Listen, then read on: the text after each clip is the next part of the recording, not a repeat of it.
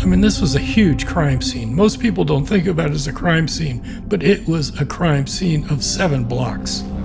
The unthinkable happened today. The World Trade Center, both towers, gone. Thousands are dead and injured. The skyline of New York and the psyche of the American population has been forever changed. Now it's obvious, I think we have a terrorist act of proportions that we cannot begin to imagine at this juncture. It was the evening of September 11th, about 12 hours after the terrorist attacks, and Scott Decker, a special agent with the FBI, was already on the move. He'd packed his bags and said goodbye to his family in Virginia. I was told to grab 4 of the guys, load up our Suburbans with evidence collection equipment, hazmat gear, Tyvek suits, masks, gloves. We loaded up the trucks that evening, dark 30. September 12, we started heading up to New York. I think 5 black Suburbans in a row. While everyone else was trying like hell to get out of New York City, Decker drove all night to get in. As we went through Maryland, we went through Delaware on Route 95, the main corridor. We got to the Delaware Memorial Bridge and the big alert sign above the traffic. And usually the letters are in yellow, but in my memory it was orange. I don't know why, but I remember orange. And it just said in bold letters, New York City closed. They arrived outside Manhattan near dawn. But those orange letters were right. New York City was closed. Even to the FBI. Bridges were shut down. Landlines were out. And cell phones weren't working well. So Decker went to an FBI field office in New Jersey, just across the river. I saw a Black Hawk helicopter sitting on the grass between the office and the Passaic River. And I said, yeah, I need a lift over to New York. So he said, jump in. And we flew over Manhattan, and we flew over Ground Zero. Doors opened on the Black Hawk. And as we flew over through the smoke, we just looked down, and it was just ashes. Buildings were in ashes. They were just big piles on the ground. He landed near Ground Zero, and like everyone there, struggled to make sense of what had just happened. The morning of the 12th September, things were a little up in the air. I don't think any of us knew what to really expect. But Decker isn't looking at the scene the same way as most first responders. In fact, he's there for something else. What the public didn't know at the time is that there was another looming threat. We expected a secondary attack. There was rumors of a biological attack. The country took steps to get ready for it, unbeknownst to the public. There was reliable intelligence from the weeks right before 9/11 that al-Qaeda was planning a different kind of attack in addition to September 11th, one involving the release of biotoxins into the air. A second attack was going to be coming at any moment. Decker was part of the FBI's new hazardous response team.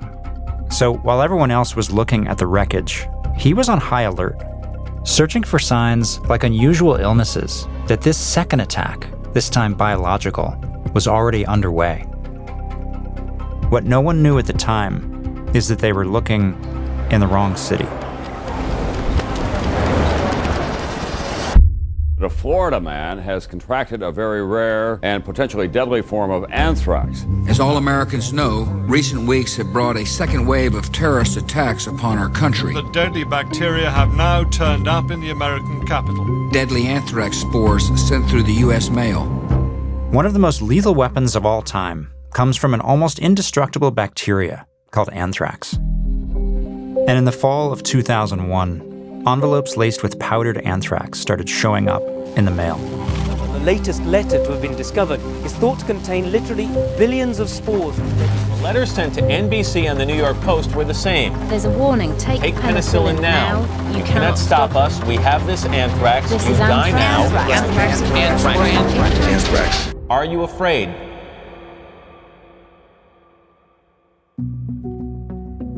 The anthrax attacks created chaos. The U.S. Capitol and the Supreme Court were contaminated and shut down. Thousands of buildings across the country were evacuated. And innocent people died just from opening their mail. The U.S. House of Representatives is closing offices today until Tuesday. What is perhaps worrying Americans the most is that they still have no idea who is behind these attacks. What's weird is that almost 25 years later, most Americans still have no idea who is behind these attacks. Anthrax was on the nightly news for months, and then it's like the story just disappeared. I've talked to hundreds of people about it, and no one, it seems, remembers what happened with this case. Who mailed those letters? Do you know? My name's Jeremiah Kroll. I'm a documentary filmmaker, and I was living and working in New York when all this happened. In those weeks right after 9/11, I remember the stillness of the streets and the collective sense of raw outrage and sadness in the city. And then, anthrax. I felt the fear those letters created. The terrifying way they just kept coming, one after another. Another day of germ warfare and still no sign the worst case of bioterrorism in this country is close to being solved. Almost 2 decades later, when the pandemic hit, I felt that same sense of unpredictable terror in the air. It reminded me of the anthrax story, and I wondered whatever happened with that. So my team and I started digging into it. We tracked down people who were involved, either affected by the attacks or part of the investigation. FBI agents, victims, wrongly accused suspects. And the stories they shared, many for the first time, surprised me. They painted a picture of these events and their aftermath that revealed how, at its core, this was all so personal.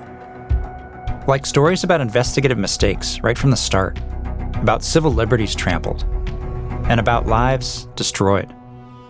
They broke the front door, and there are agents with Uzis and moon suits.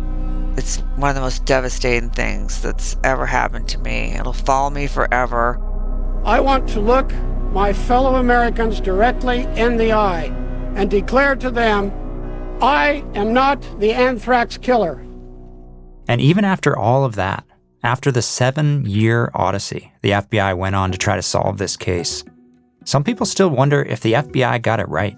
I would not consider the case to be closed. In my mind, it certainly is not solved. I believe there are others who can be charged with murder.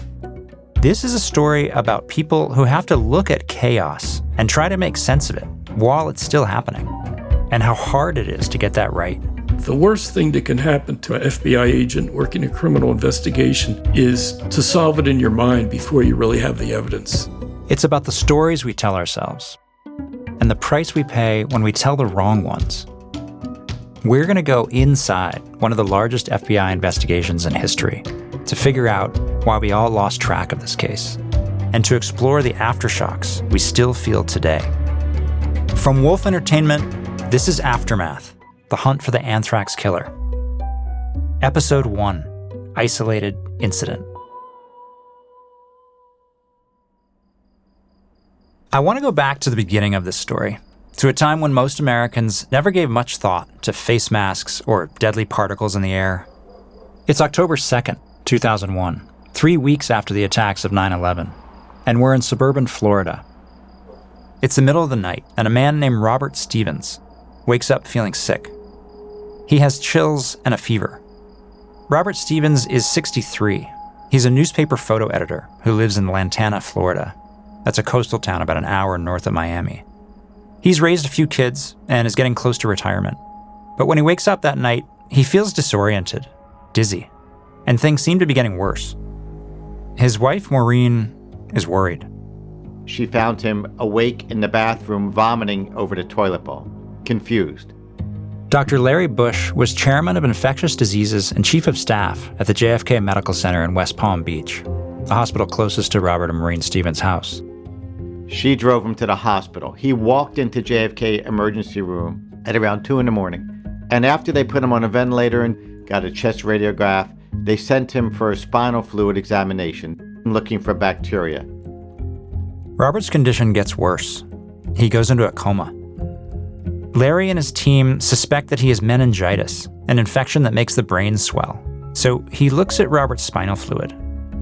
When I look at the microscope, I'm looking to see if I could see what type of bacteria this is, because that's important for how I'm going to treat him. In a healthy patient, Larry shouldn't see much of anything. You're lucky if you can see one or two bacteria that help you determine what type of bacterial process this may be. His was overwhelming. I saw an overwhelming amount of pus cells. That's a bad sign. That means there's havoc going on in your nervous system.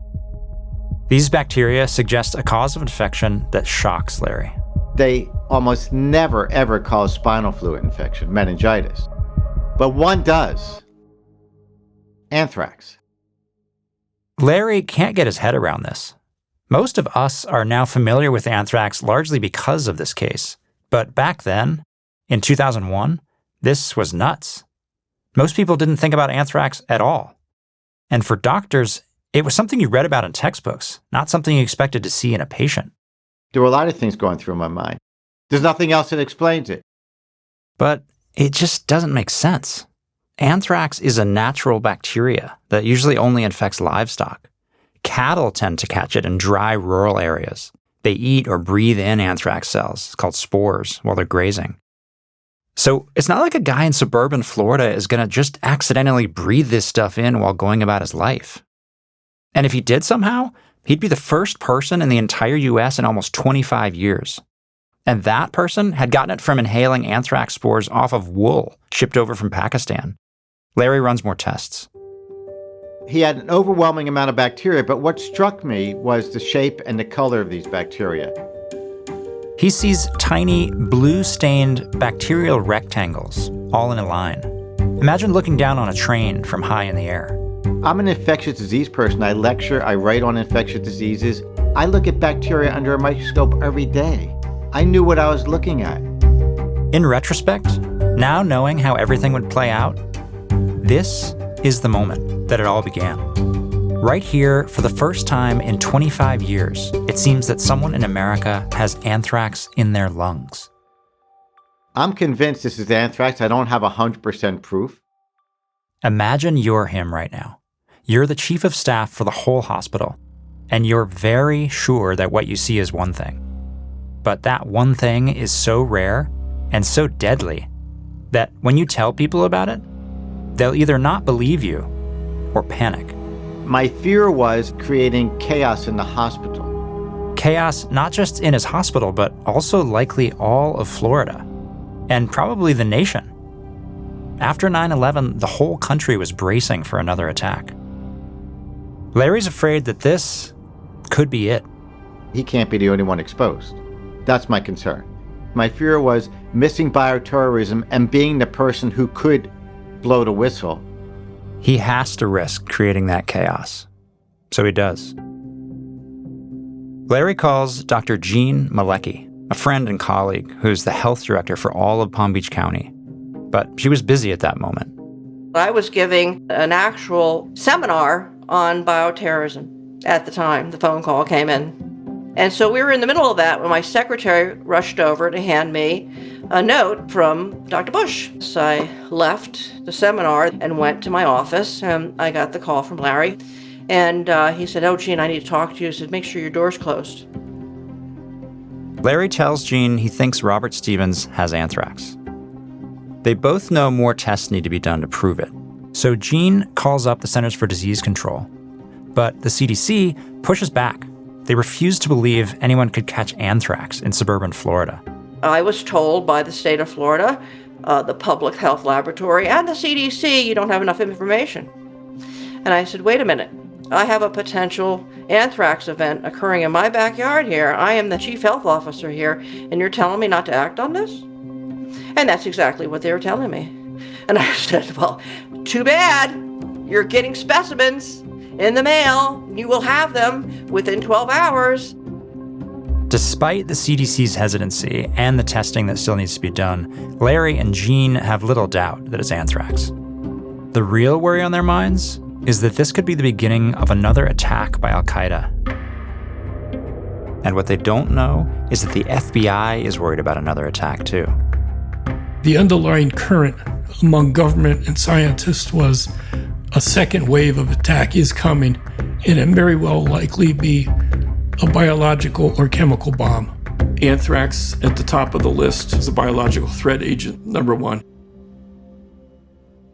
FBI Special Agent Scott Decker is one of only a few agents to have investigated nearly the entire case. And he's got skills few other FBI agents have, a PhD in genetics with a postdoc from Harvard. So that's why he's on the FBI's new hazmat team that was deployed at Ground Zero. We would be there ready to help in case there was a biological attack, a chemical attack, or even a radiological release. And one reason they even had Decker and his team on site is because of something odd that had happened earlier that summer. In August of 2001, weeks before the Twin Towers fell, or anyone got sick in Florida, the FBI uncovered something in Minnesota. And that discovery would ultimately set the stage for the entire anthrax investigation. One of Decker's FBI colleagues was right in the middle of it. The two flight instructor whistleblowers from a suburban flight school had called our office to tell the duty agent that they were very concerned that there was the most suspicious flight student they had ever come across.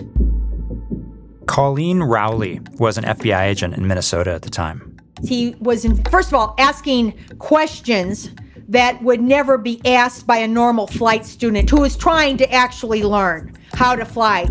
There were things about, communications with the ground, things like that that had nothing to do with what he said was an ego-boosting trip in order to learn how to fly a 747. The flight student's name was Zacharias Moussaoui. He was a Muslim French national. When FBI agents interviewed him, they learned his visa had lapsed, so they had him detained on an immigration violation. Agents suspected he was up to something, but they couldn't prove it. And remember, this is all before 9/11, so he's just one strange guy asking strange questions at a flight school. They couldn't even get a search warrant for his computer. Then, September 11th happened. The day of 9/11, we got word from the jail that he was kind of jumping up gleefully when the towers were coming down, looking at a television or something. Now they get the search warrant and search his computer. The only thing that was eventually found on his laptop was a lot of information about wind and wind directions and how to fly like a crop duster, things like that. A crop duster? A crop duster is a small plane used in agriculture to spray pesticides. He initially says, well, I was involved in other plots, but not the 9/11 one. So if he's not involved in the 9/11 one and he's in a second wave, he actually kind of admitted I was going to be a second wave. What he's saying is that he is a member of Al-Qaeda and that they were planning a second attack. The FBI already know the 9/11 hijackers were studying at flight schools around the US. So now agents worry that Moussaoui was part of a bigger plot still to come. That he was studying wind direction and crop dusters because he, and maybe the others, were planning to spray some kind of poison from the air. With all of this info in mind, President Bush and the Department of Justice take action, hoping to prevent whatever that second wave might be. Yesterday, the FBI issued a nationwide alert based on information they received indicating the possibility of attacks using crop dusting aircraft. They ground all crop dusters across the country.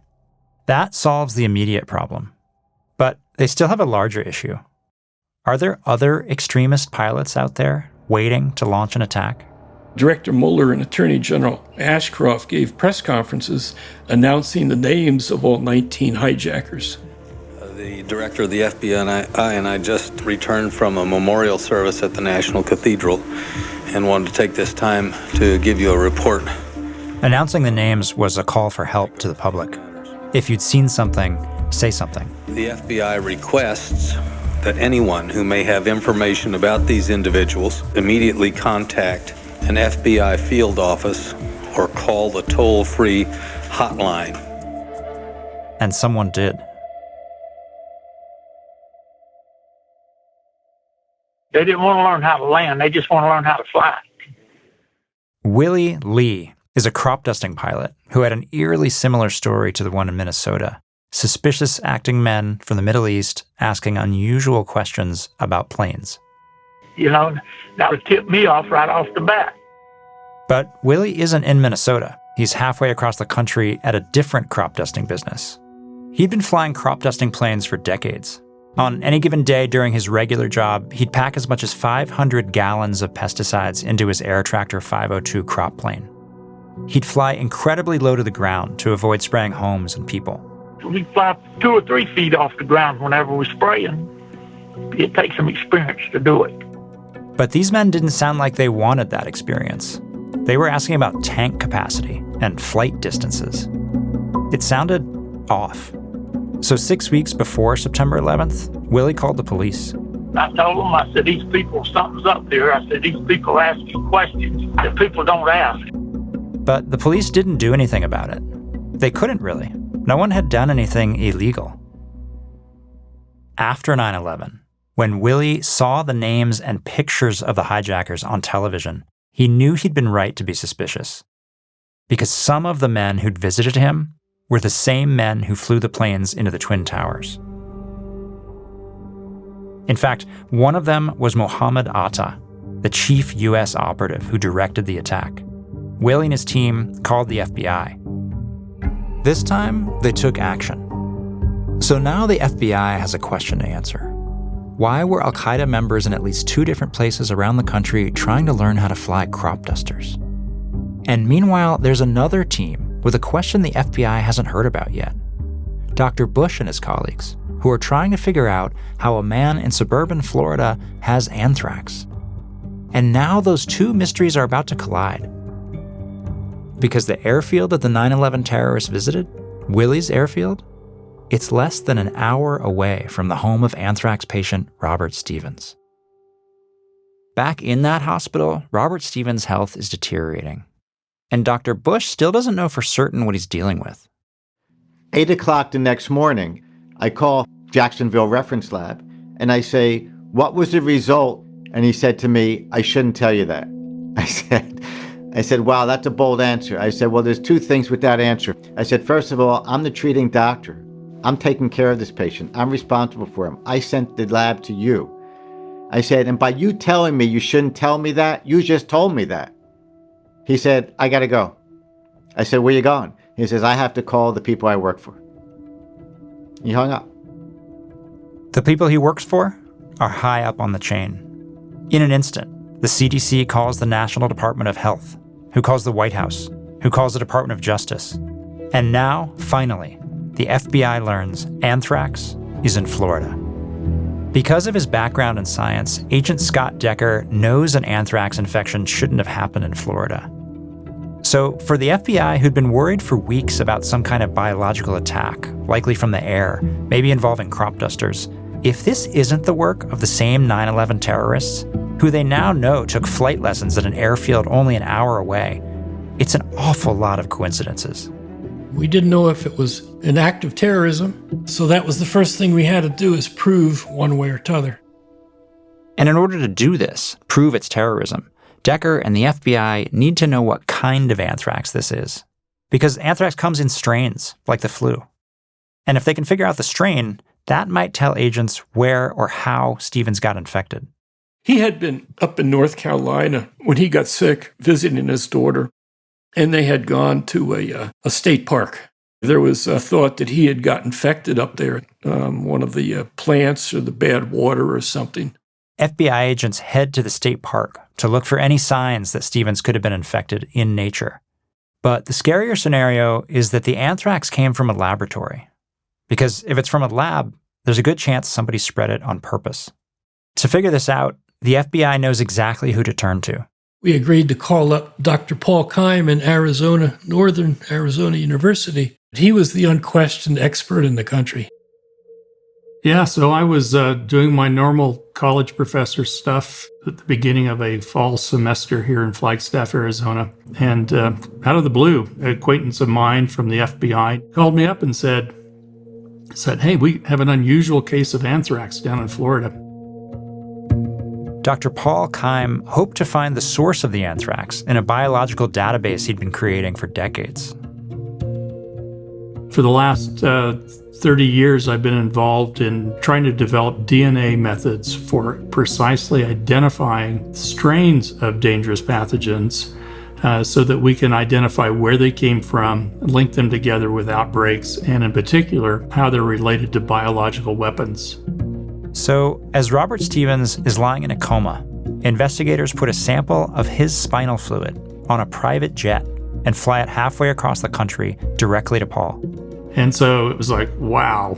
It felt like all the blood was leaving my body at that point, because it's like, this isn't an academic exercise anymore. This is the real thing.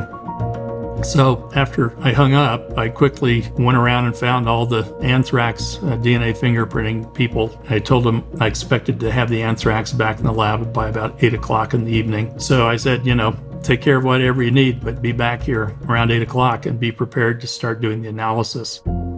A few hours later, Paul gets in his truck and heads to the small local airport in Flagstaff. He doesn't know quite what to expect.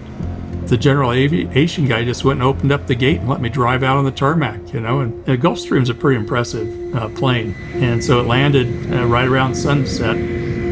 Then this blonde woman, came walking down the stairs with a box. And as she stepped onto the tarmac, all I could think about was the movie Casablanca, where Humphrey Bogart is on the tarmac with Ingrid Bergman. And I thought, that'd make me Humphrey Bogart.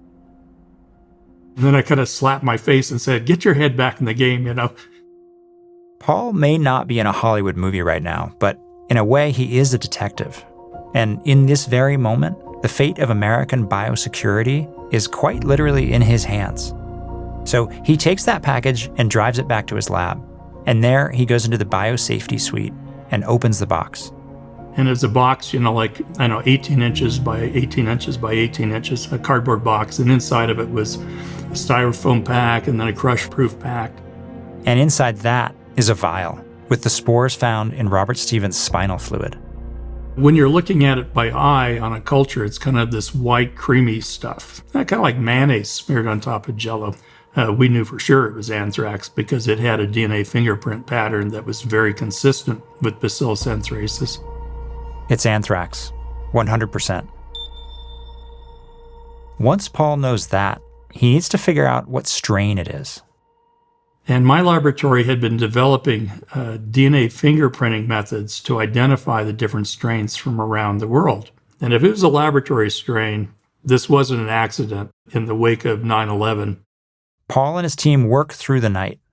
By morning, they have an answer. It was a laboratory strain, and so how does a laboratory strain end up infecting a gentleman in Florida? Think about this. Here's a college science professor, an expert in theoretical bioterrorism. And now he's seeing right up close anthrax from what appears to be an actual bioterrorist. Instantly, we knew that this was a biological weapons event because it had to be an intentional act. And in the wake of 9/11, Al-Qaeda was the number one suspect. Paul's lab is the only place in the world that now knows the very threat weighing on Agent Scott Decker and the FBI is the real deal. At that point, if there were any doubts that this was a bioterrorism event, they were gone.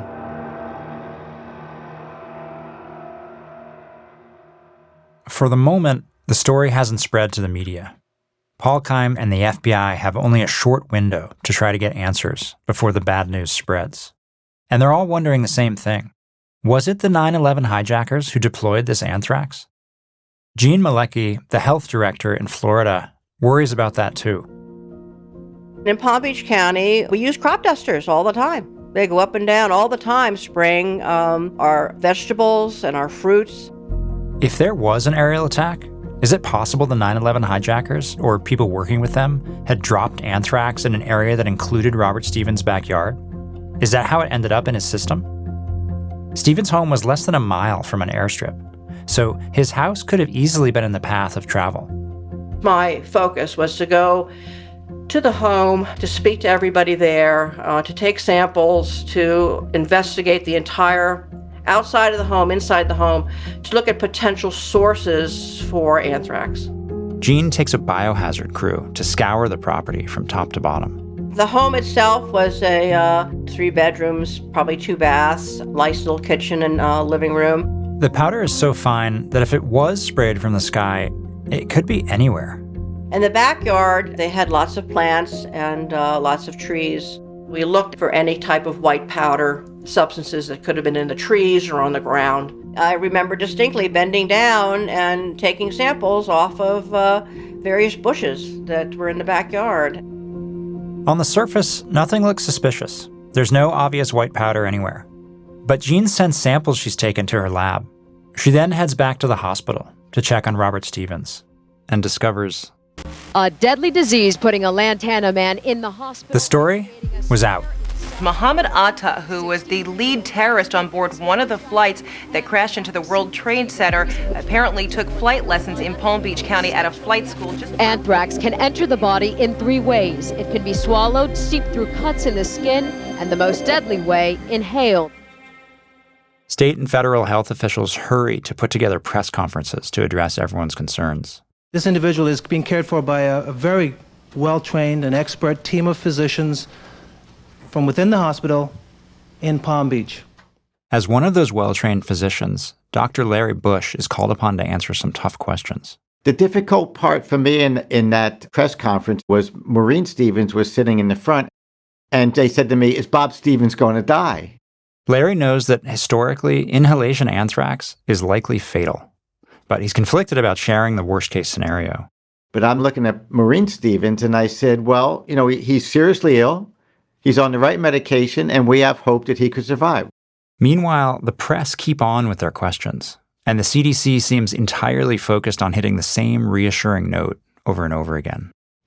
I want to stress 2 things. First of all, that this is an isolated case, and second, that this is not contagious. This is a very serious illness, but once again, it's an isolated case. But I do want to stress again. I want to reiterate, this is an isolated case. This is an isolated case. The disease is not contagious. If the hope was to keep people calm, to reassure the media that this situation was nothing to worry about, it didn't work. The Centers for Disease Control has just confirmed the diagnosis of anthrax in a patient in a Florida hospital. There's more media in the area because things are leaking out than you can imagine. The parking lot's full of every type of media there is. The chaos Dr. Larry Bush was afraid of is here. All this coming just a day after the FBI warned Americans that another terrorist attack could be imminent. The hospital is going crazy. People are calling the hospital and want their loved ones transferred because we have anthrax in the hospital. A Florida man has contracted a very rare and potentially deadly form of anthrax. The outside of the hospital was one of those things like you see when, somebody's coming out of a courthouse and everybody's rushing in with a microphone to get some type of soundbite. It was, really chaotic. Everyone is now watching Larry's team closely to understand what this one case of anthrax might mean for the rest of the world. And the news he has is not looking good. Bob Stevens is in the ICU. He's not doing well. Robert Stevens' health is failing quickly, and Larry fears the worst. With the story out in the world, panic is going to grow. And the public wouldn't be wrong to worry. It seems Robert Stevens may be patient 0 of a colossal new attack.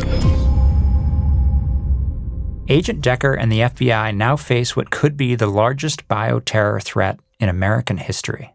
So the question on their minds is, if Al-Qaeda does have anthrax, what will they do with it next? The worst case is if somebody had succeeded in making a pound of powder that would float into the air and drift over a population. Hundreds, thousands of people would breathe this in and probably die. But it seems that agents are closing in on their suspects fast. The confirmation of a plan for a second wave attack, the pilots learning about crop dusters, the airstrip near Stevens' house, it's all adding up. The FBI just needs a little hard evidence, a link that proves who did this so they can stop more deaths. I get a call to come down and see this woman, and I said to the emergency room doctor, this is getting a little overwhelming. You're calling me for every cough that's walking in there. I said, why this one? They said, this woman's got an interesting story. But of course, it's not going to be that easy. The information they're about to get will send the FBI down a rabbit hole of false suspects, shocking twists, and damning revelations, including a liar in their midst. This season on Aftermath, the hunt for the anthrax killer. No witnesses, no fingerprints or personal DNA. And then there's another case, and then another, and another. There was such enthusiasm over a conspiracy theory that had no basis. I felt betrayed. It'll haunt me for the rest of my life. American and coalition forces are in the early stages of military operations to disarm Iraq. That Saddam Hussein could have produced 25,000 liters of this deadly material. Do you think they're going to submit evidence that implicates them? This is United States. Half of the FBI field office from Washington is at your home. This is not a joke. What is everybody, a dead man walking?